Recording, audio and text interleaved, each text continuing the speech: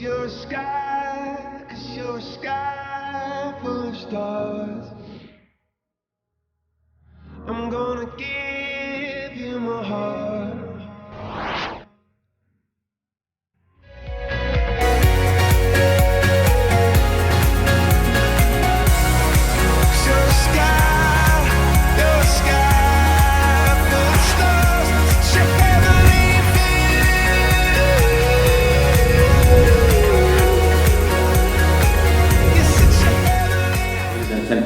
Weight loss, their outcomes were worse when it comes to quality of life, physical functioning, role functioning, emotional functioning, as well as social functioning.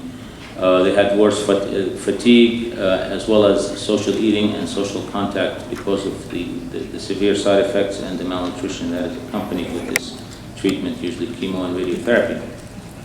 And we have weight change before presentation also associated with poor outcomes in GI cancer. So.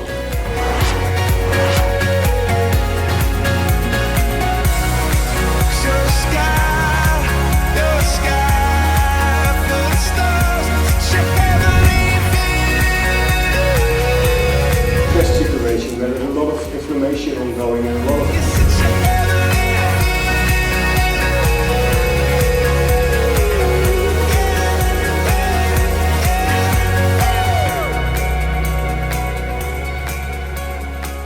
This is not only recognized in the scientific literature, also you see that it gets now a lot of attention in the more public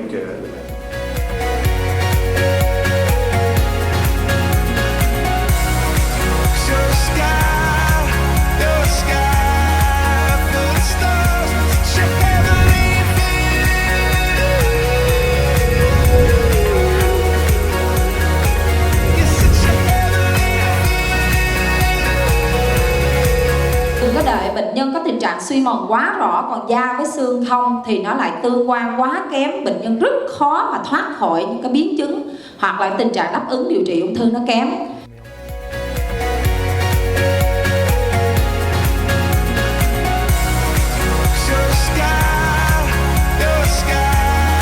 Có 36 bệnh nhân có tình trạng sụt cân trước mổ, tần suất khoảng 95%.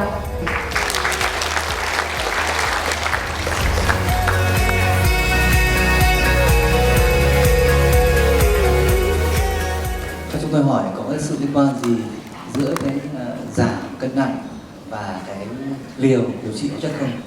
Xin các giáo sư chia sẻ kinh nghiệm. As a medical oncologist, when we treat patients with cancer, we base our systemic therapies on the body surface area. Body surface area, as you know, is height and weight. For an ideal patient, an ideal person, patients who are wasted, patients who are cachectic and losing weight, their body surface area is going to be less, and they're going to lose a lot of muscle mass as well, so they'll be sarcopenic. So they will not be able to tolerate the chemotherapy. They will have exaggerated side effects also, just because of the weight loss itself, but also because of cytokines and prostaglandin E2 anti-inflammatory effect. They will have increased toxicities from the systemic therapy as well. So patients who are sarcopenic and patients who are cachectic are less likely to respond to the chemotherapy. They are more likely to get less of a dose of chemotherapy and more likely to get the required number of cycles of systemic therapy as well. So hence the impact on the outcomes, whether it's disease-free survival or overall survival or even response rates, would be less.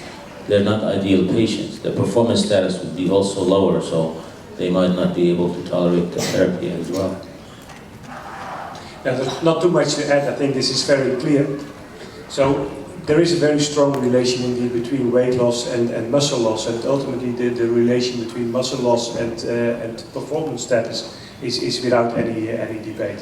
I think also it has been shown by all the studies that there is a clear impact of the nutritional intervention with EPA on physical performance as well. So that is, I think, a clear way to go.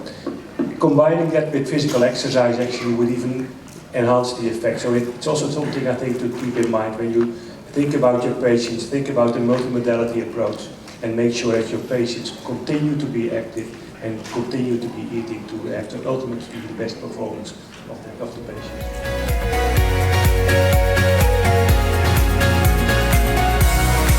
So sky